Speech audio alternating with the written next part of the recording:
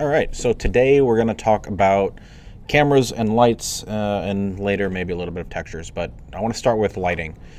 Um, Obviously, you can't really see your scene unless you have some light in it. You know, if I go to the Arnold tab and hit render right now, it'll take a second because I'm recording and the computer is slow. But once it goes, oh, I do have a light in the scene. Well, that gets rid of my, let me delete the light.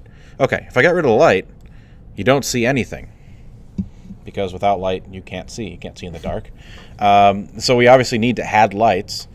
So let's look at a few different ways that we can do that. Let's start just in the Arnold tab here.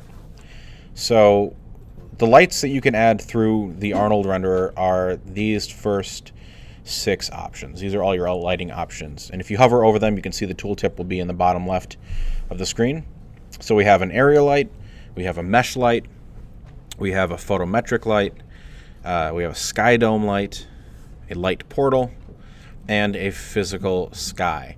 We're going to worry about the first, second, fourth, and 6th one. We're not going to worry about photometric or light portals.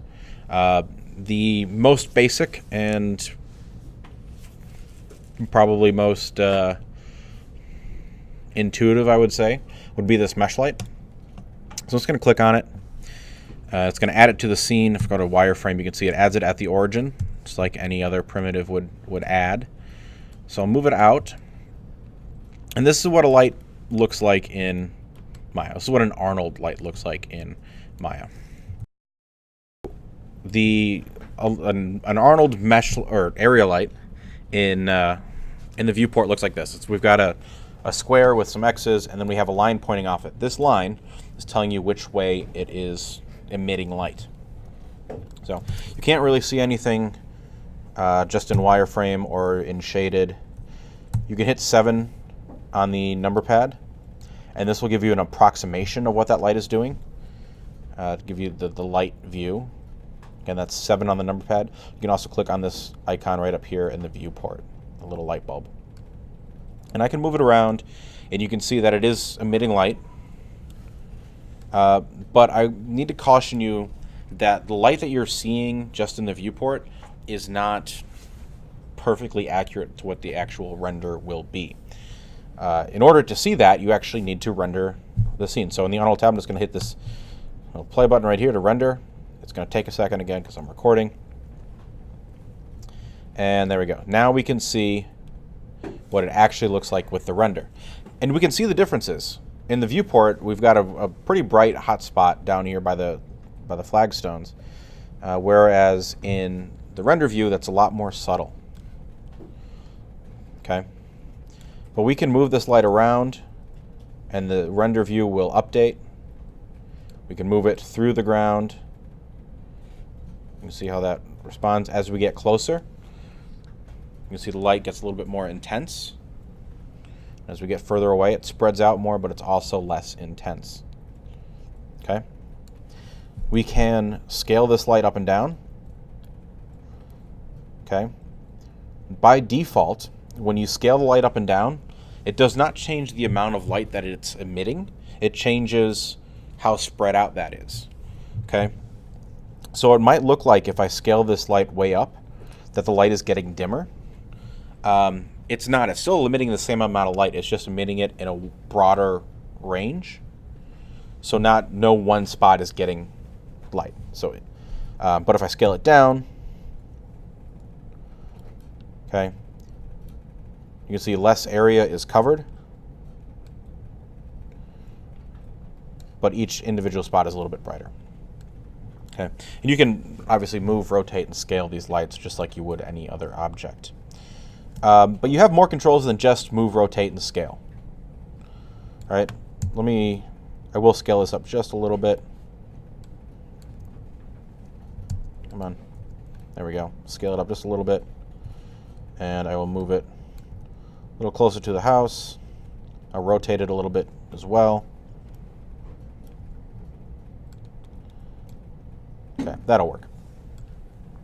So it's selected. I'm just going to focus on the render view. And then here's my attribute editor. With the light selected, you can see all of the different options I have to control this light. There's quite a few. So we'll just start at the top and work our way down. First, we can name the light. And I encourage you to name the lights. This one I might just call Demo Area Light.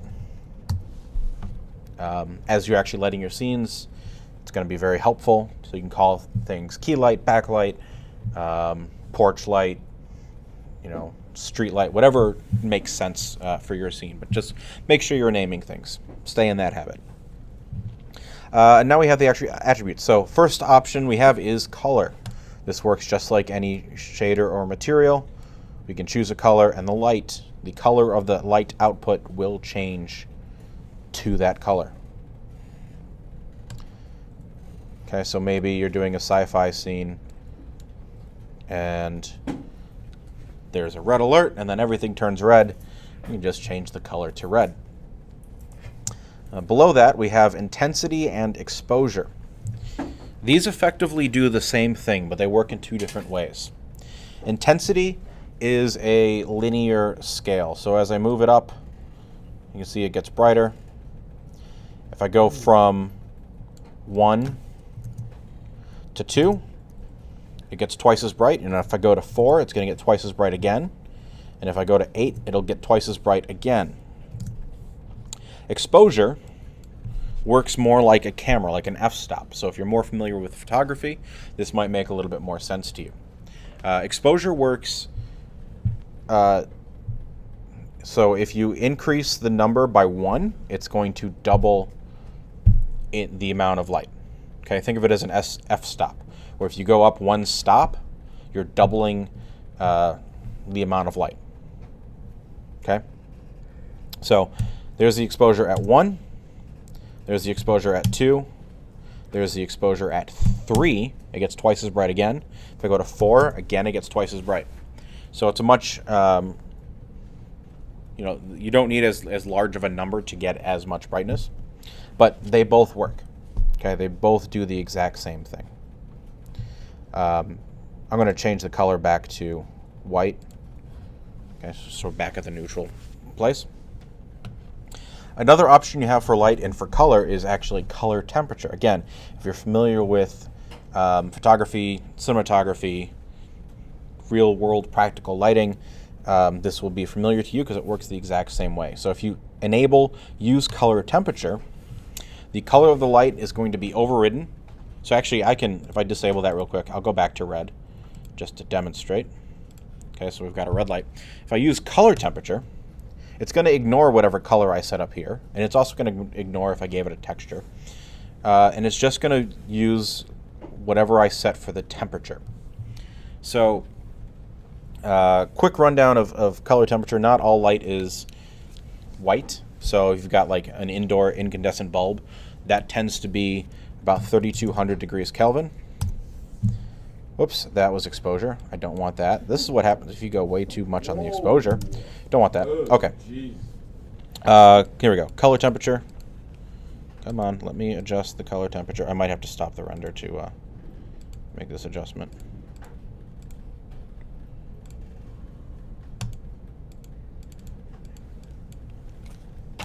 All right.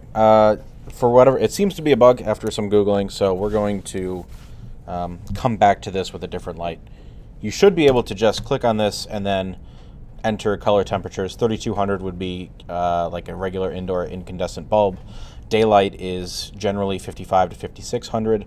If it's a cloudy day, it's going to be about 6000. Fire, if you're doing fire, is about 2000.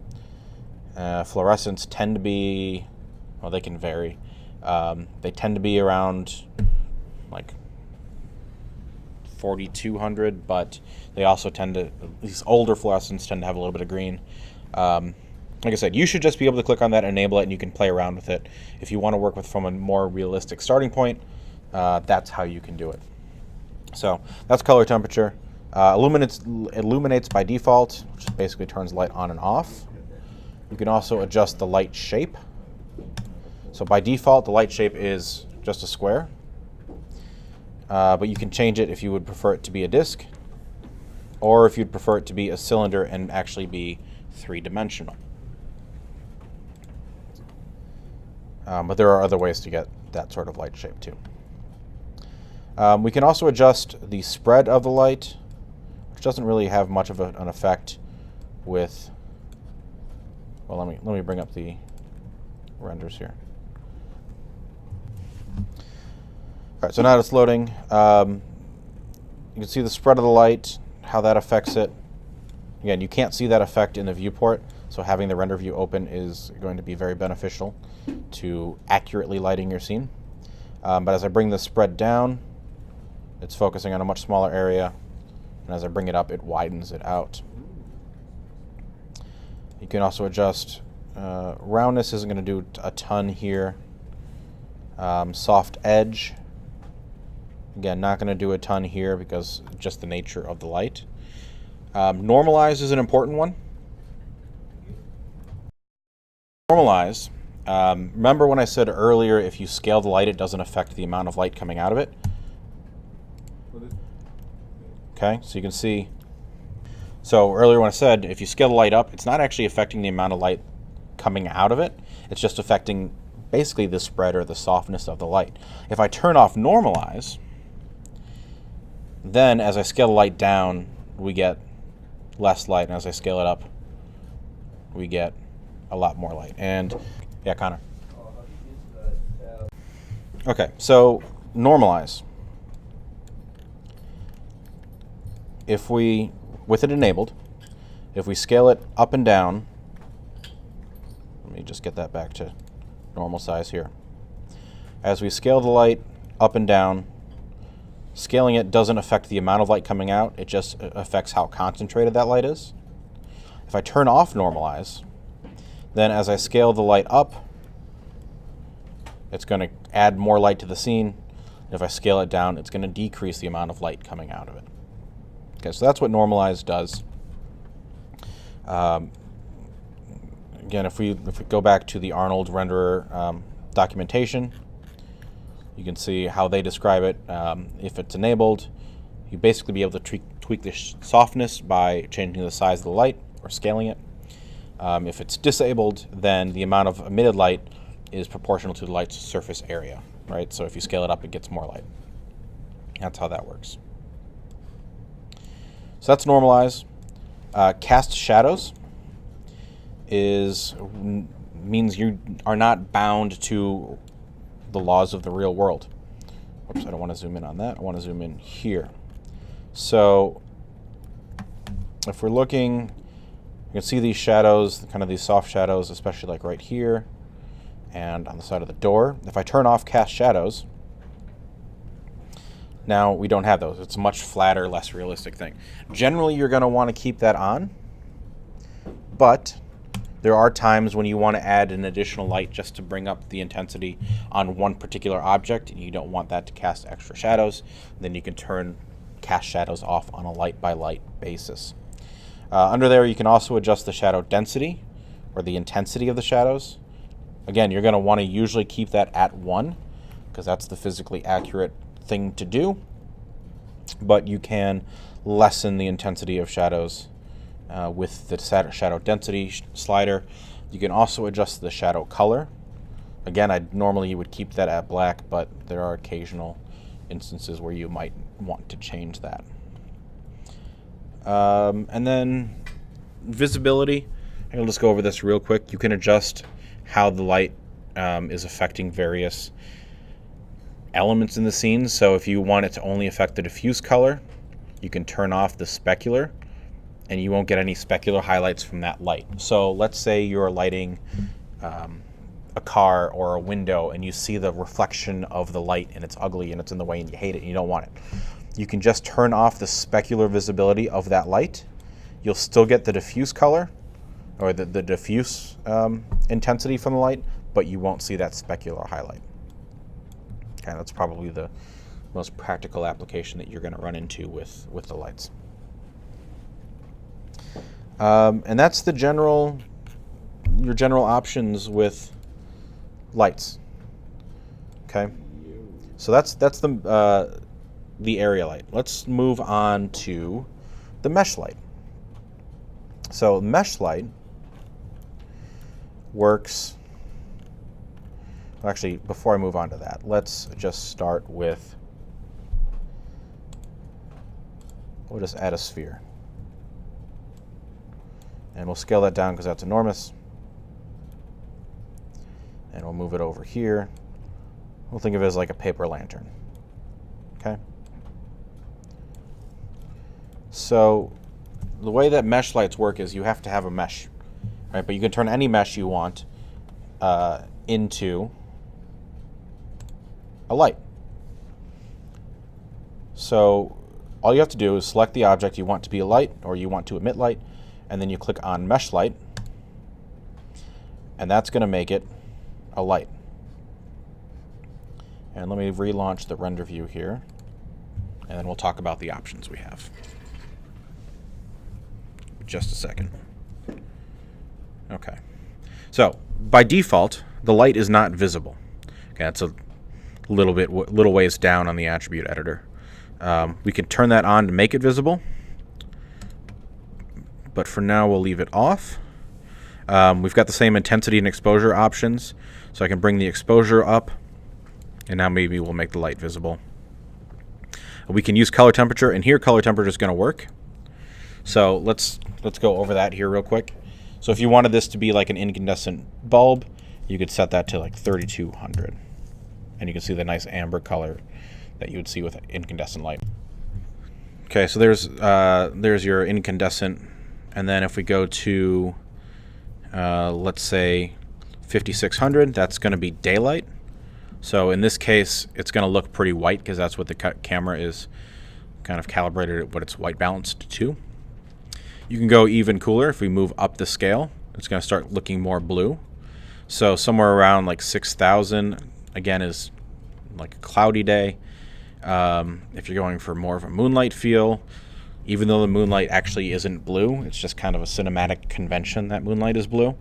If you want that look, you can go up even higher. And you can also go lower than 3200. If you want to go like somewhere around 2000, here's your kind of fire color temperature, or candles, and you can go even lower. So there's how color temperature works. And yes, you can, if you prefer, instead of using color temperature, if you just want to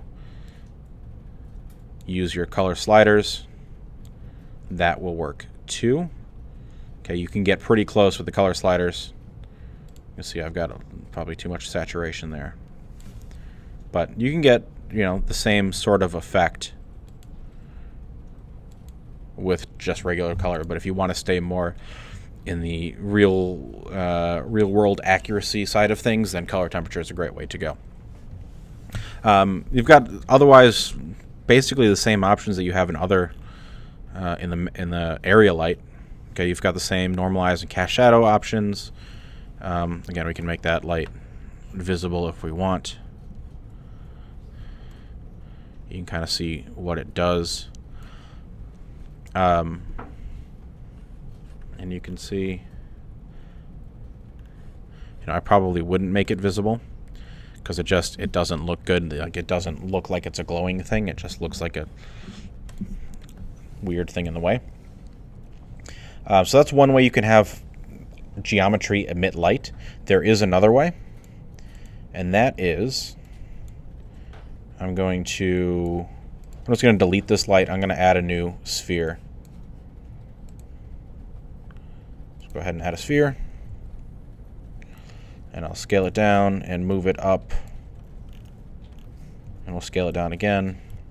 Okay, so the other way that you can get these objects to emit some light is through shading. So if I right click on the object and assign a new material, we'll go to Arnold Shader Standard Surface.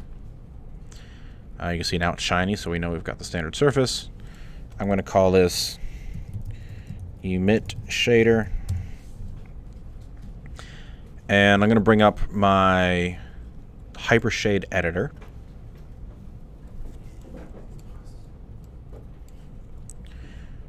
And if we scroll down here on the right side, we've got a section here called Emission. And if we turn that up to 1, we can see that we are now emitting light. All right, and I'm going to, we'll just move the We'll move this out of the way.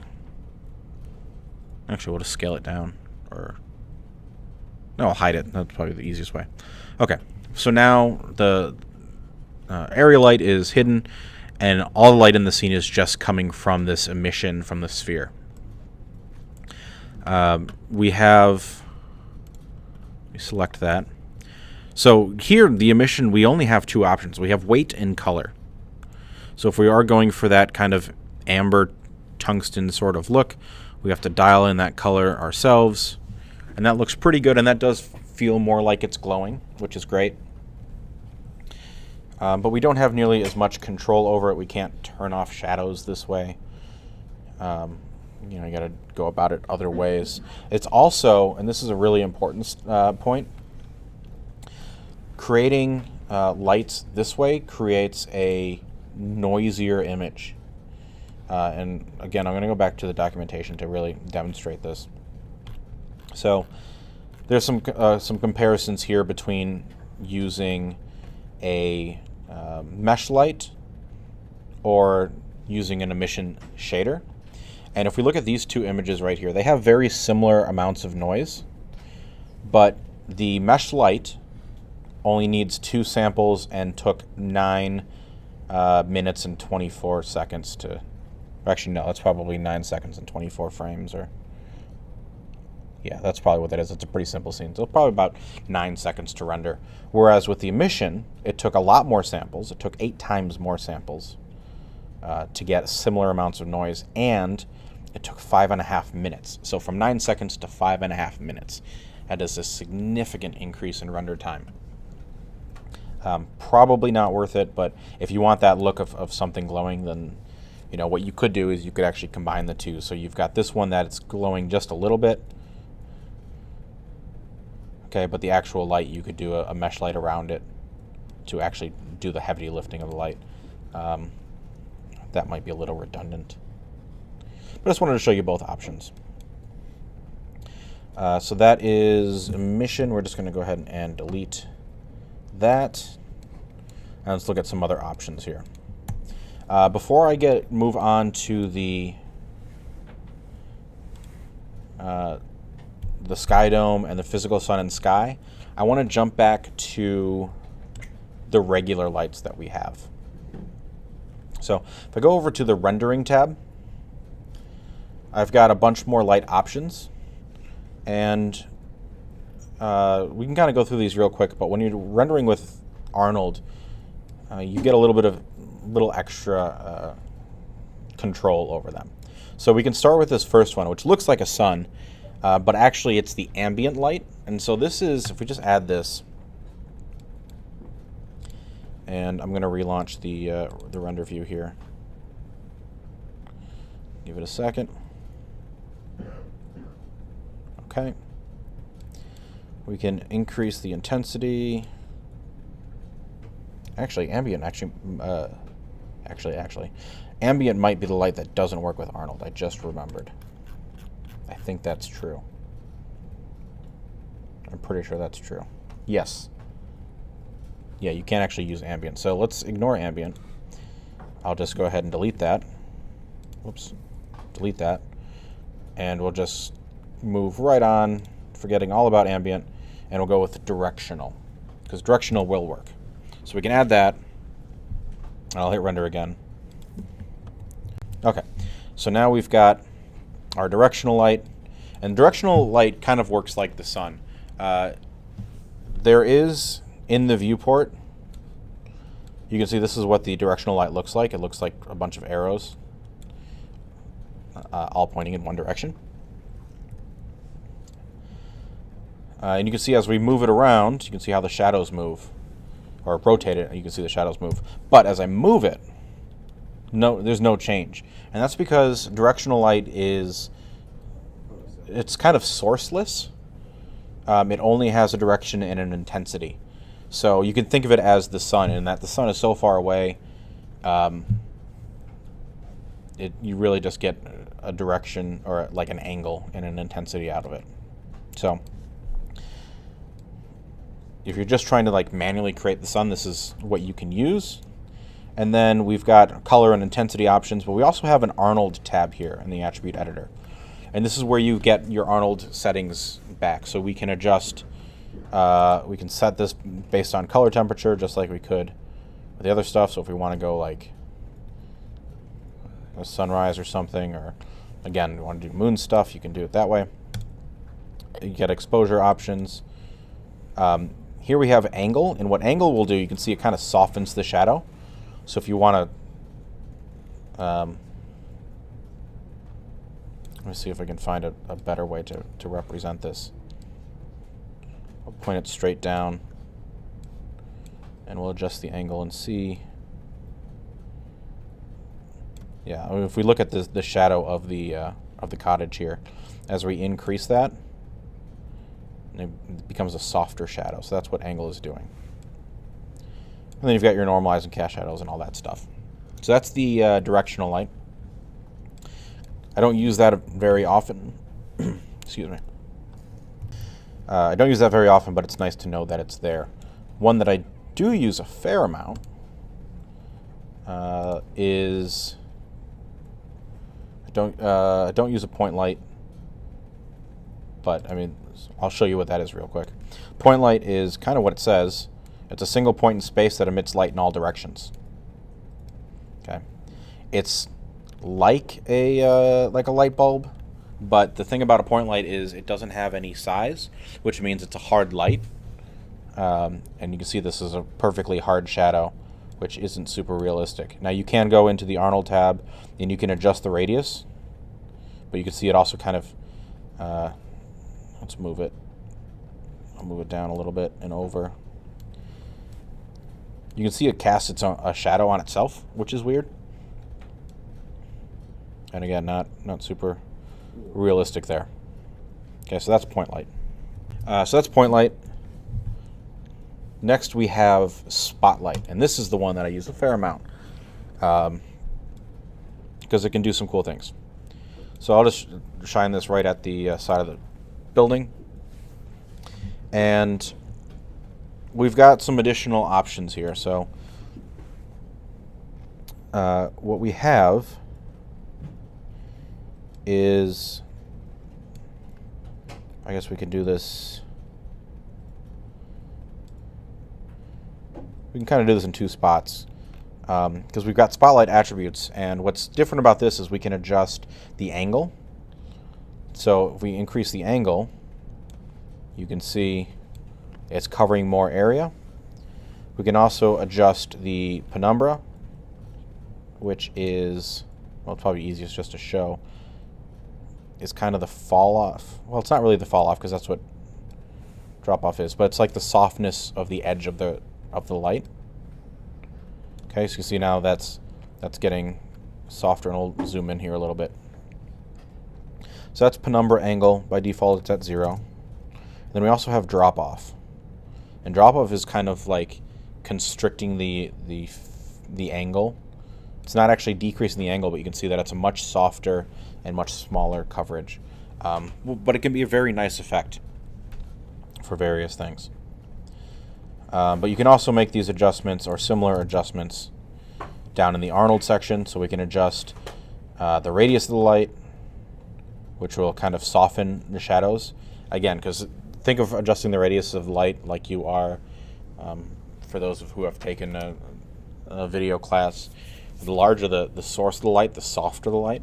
Okay, so increasing the radius is increasing the size of the source and making the shadows softer and generally more pleasing. We can also adjust the roundness, so if you want it to be a square spot, you can do that, just setting the roundness to 0. The aspect ratio, if you want to go more like an oval, you can do that. And lens radius, you can kind of see how that affects it as well. So they kind of work together between the Arnold settings and the regular spotlight settings. There is a, let me delete this light. There is an area light in the regular settings, but I wouldn't use it. I'd stick with the Arnold light. It's just better. Yeah, so let's jump back over to the Arnold tab here. And I'm kind of going through these quickly.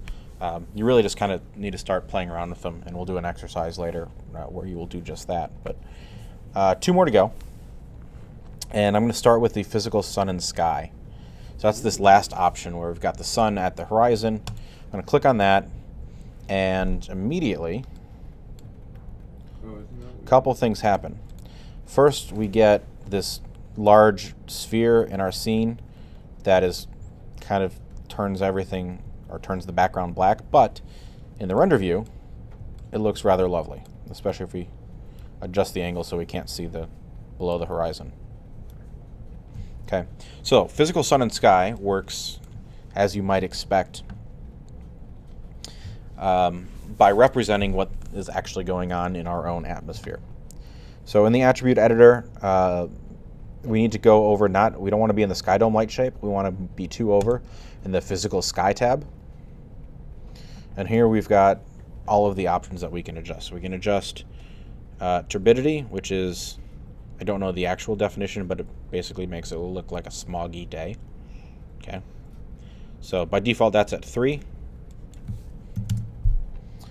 I have no idea what ground albedo is, but I'm sure if I refer to the documentation, it'll tell me.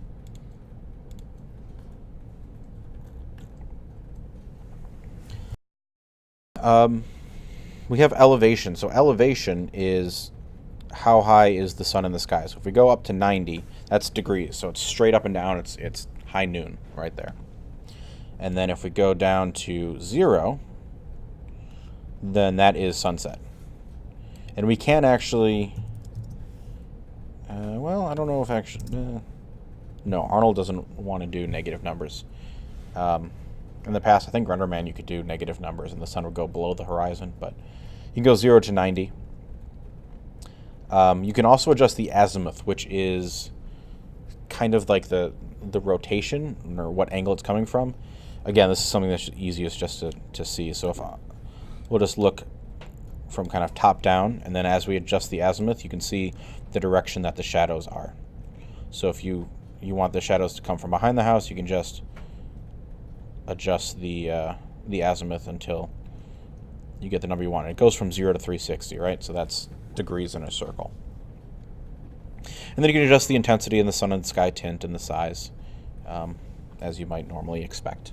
Okay, actually one last thing I want to show you about the physical sun and sky is if we go in the attribute editor back over to the shape node, so AI Sky Dome Light Shape, click on that and we go down to the visibility. We can set it so that the camera doesn't see the sky, but you can still see the sky is still illuminating the scene. Okay, and that's useful if you want to add your own background, but you really like the light that the sky is giving you. And that'll be even more useful with the next thing that I'm going to show you. So let's move on to the next thing, and the last thing that I want to show with lights. I'm going to delete the physical sun and sky, and I'm going to add a sky dome light. Okay, this is that last thing. By default, when you add a sky dome light, it's just white, and it's just a large sphere. Okay, you can see in the viewport, it's just a large sphere of white, and it's just blasting white light everywhere. Okay, so it's very soft light, but it's not very interesting. And you can adjust color and intensity. You can adjust color temperature, and you can see color temperature is actually working for me, which is nice. Whoops, that's too much. I'll just go to 56. You can even turn that off. Doesn't matter. But what's really nice about... we're not going to worry about that. What's really nice about this is you can apply a image to this dome. And I know I talked about this briefly last week, but I want to spend a little bit more time so you actually understand what it is in a real way. So I'm going to go to, what is it, Hdr Eye Haven. Okay. And we go to Hdr Eyes, and what these is basically 360-degree photos of various spaces. And there are indoor spaces and there are outdoor spaces. If we just focus on skies, and let's find something interesting. That sunset's kind of nice. Bunch of regular daytime stuff. We've got a fairway. Maybe we'll go with the fairway. We're not seeing any super compelling sunsets, so we'll go with the fairway. Okay. So you can see this is what the image looks like. If we scroll down a little bit, we can download. I'm going to download the 4K version. I don't need to do 8 or 16K. That's kind of ridiculous for this purpose. That's going to download. And when that does download, let's see, it is right here, Sunset Fairway 4K HDR. That's what that looks like. And what I want to do is first move that to my source images folder. Okay, so it's in the project. Make sure you're staying in that habit of keeping your project organized. It's going to make everything a lot easier. So now that I have that,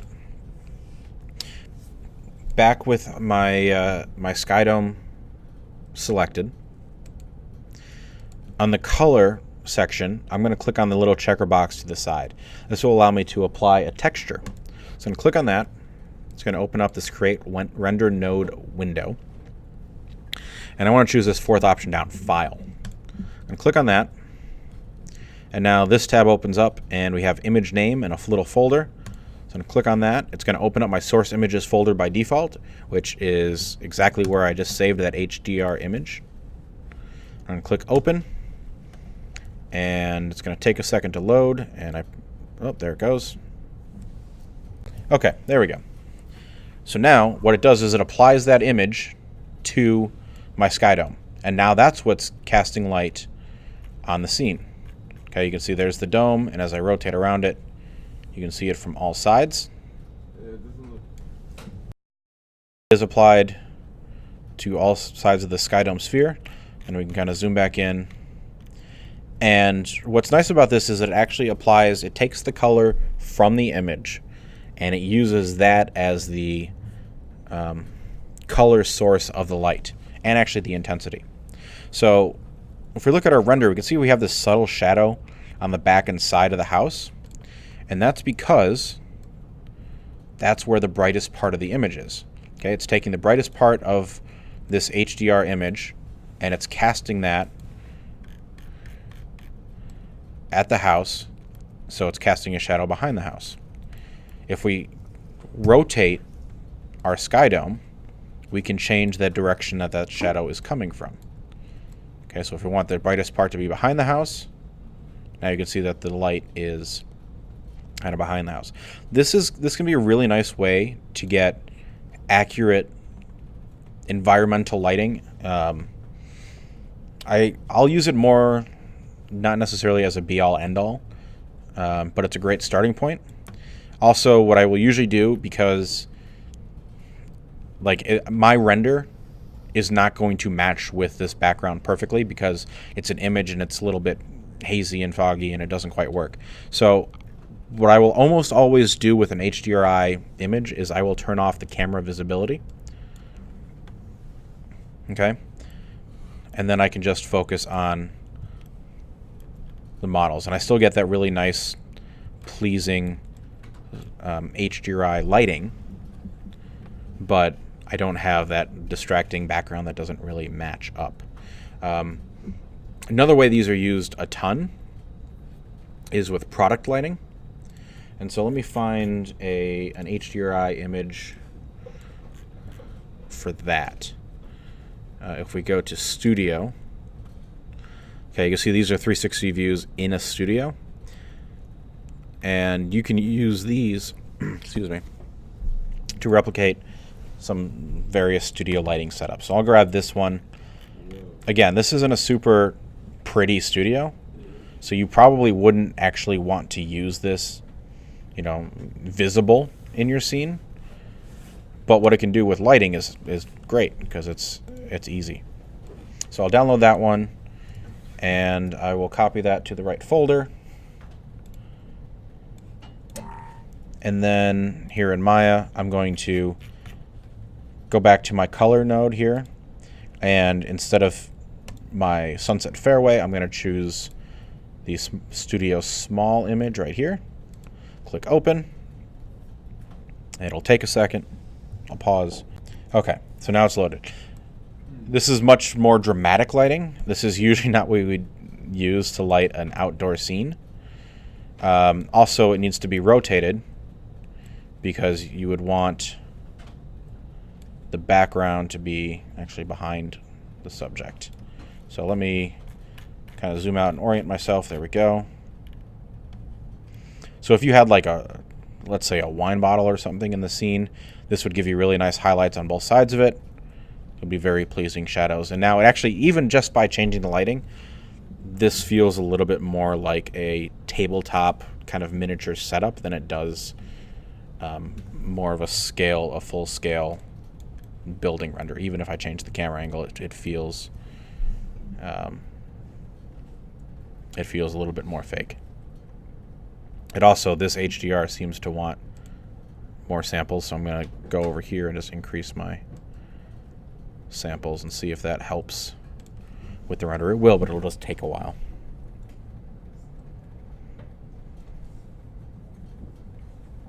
Okay, so you can see kind of the differences we get there. I'm going to go back to the fairway, though, because it looks way better. Just load that back up. There we go. 4K HDR.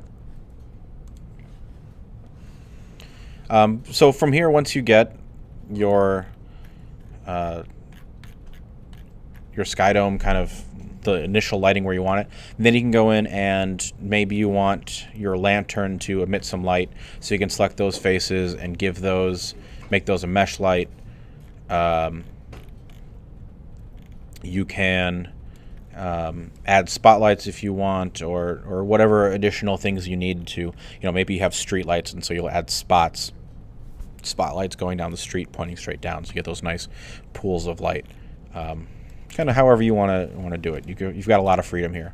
And then also, just as a little thing, if it bothers you that you can see this giant sky dome in your view and you just don't want to look at it, you can actually scale it all the way down. If you go to the channel box and just set the scale to 0, that's not going to affect the lighting at all, and it'll just kind of get it out of the way. And then if you just want to reselect it and find it again, just select it in the outliner, and it's right there, and you've got all your options. So, little helpful workflow thing there. That's it for what I wanted to cover with lighting. I know it was quick, but lighting's a pretty fun thing to kind of go through and play around with. You've got a lot of different effects that you can create, and a lot of different options and things that you can play with. I will also say, though, the more lights you add to a scene, the longer the renders are going to take. And if you scale up, if you take an area light and you scale that up way big, having all that light coming from that big of an area is also going to slow down your render. So as you're doing this, make sure you're keeping an eye on render times, and you know kind of the cost that it's going to incur as you're finishing up your projects.